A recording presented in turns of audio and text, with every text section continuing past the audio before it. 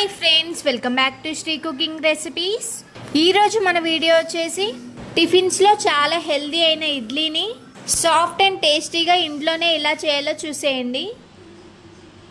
ముందుగా 3 కప్పుల ఇడ్లీ రవ్వను తీసుకుంటున్నానండి.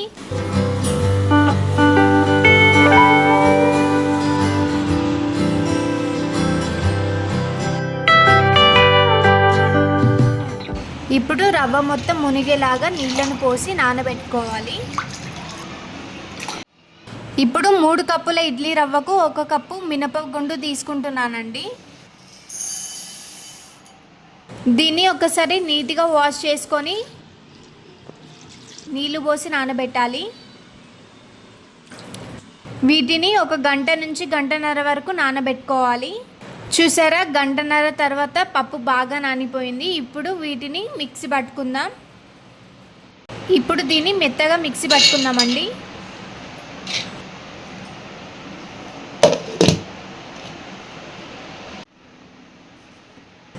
చూసారు కదా, ఈ విధంగా మెత్తగా మిక్సీ పట్టుకోవాలి.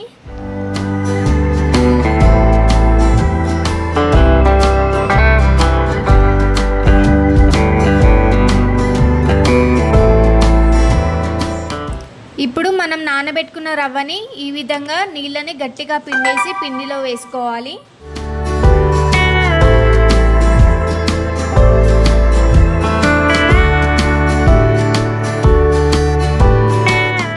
ఇప్పుడు 2 బాగా కలిసేలాగా కలుపుకోవాలండి. ఇప్పుడు ఇందులో 2 టీ స్పూన్ సాల్ట్ వేసుకోవాలి.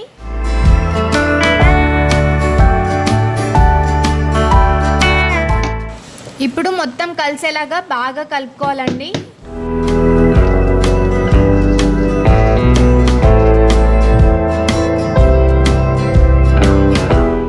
ఇప్పుడు దీని మీద ఒక మూత పెట్టి ఒక 8 అవర్స్ పక్కన పెట్టేసుకోవాలి. 8 అవర్స్ తర్వాత పిండి ఈ విధంగా పులుస్తుందండి. ఇప్పుడు పిండిని ఒకసారి బాగా కలుపుకోవాలి.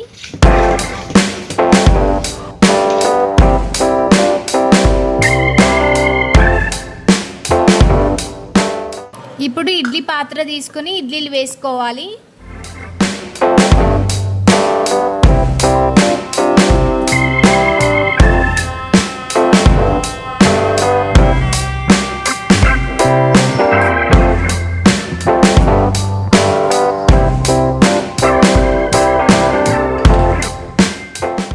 ఇప్పుడు ఇందులో ఒక పెద్ద గ్లాస్ వాటర్ వేసుకోవాలి. వాటర్ ఎక్కువ కూడా వేసుకోవద్దండి. మనం వాటర్ ఎక్కువ వేసుకుంటే పిండి ప్లేట్ నుంచి బయటకు వస్తుందండి. వాటర్ 1 గ్లాస్ అయితే సరిపోతుంది. ఇప్పుడు దీన్ని మీడియం ఫ్లేమ్లో 10 to 15 మినిట్స్ ఉడికించుకోవాలండి. మనకు విజిల్ వస్తుంది కదా, విజిల్ వచ్చినప్పుడు తెలిసిపోతుంది. దీనికైతే విజిల్ వస్తుందండి. విజిల్ లేనివి కూడా ఉంటాయి కదా, దానికి ఒక 10 to 15 మినిట్స్ అయితే సరిపోతుందండి. ఇప్పుడు స్టవ్ ఆఫ్ చేసుకుందాం.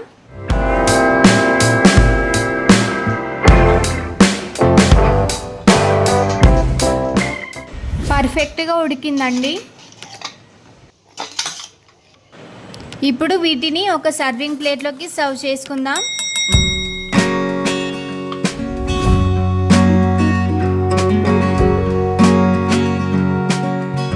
ఇడ్లీకి కాంబినేషన్గా అల్లం చట్నీ, పల్లి చట్నీ, సాంబార్ తీసుకున్నానండి. చూసారా ఎంత సాఫ్ట్గా ఉన్నాయో, స్పాంజీగా వచ్చాయి. ఇప్పుడు టేస్ట్ చేద్దాం.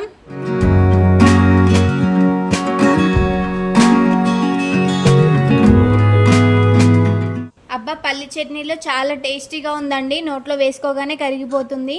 ఇప్పుడు ఇడ్లీ అనగానే మనకు సాంబార్ మస్ట్ కదా, సాంబార్లో ఎలా ఉందో టేస్ట్ చేద్దాం. ఇప్పుడు అల్లం చట్నీతో కూడా టేస్ట్ చేసేద్దాం.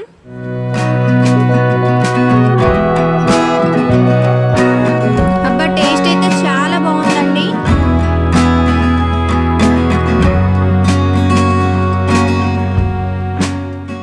ఈ 3 కాంబినేషన్లో ఇడ్లీ చాలా టేస్టీగా ఉంది. అల్లం చట్నీ, సాంబార్, పల్లి చట్నీ కూడా చేశానండి. వీడియో లెంత్ ఎక్కువ అవుతుందని చెప్పి చూపించలేదు, నెక్స్ట్ వీడియోలో చూపిస్తాను.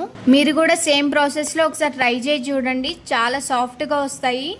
బాయ్ ఫ్రెండ్స్, ఇలాంటి మరిన్ని వీడియోస్ కోసం నా ఛానల్ని లైక్ చేసి సబ్స్క్రైబ్ చేయడం అయితే మర్చిపోకండి. నెక్స్ట్ వీడియోతో మళ్ళీ కలుద్దాం. Please do like, share and subscribe to Sri cooking recipes.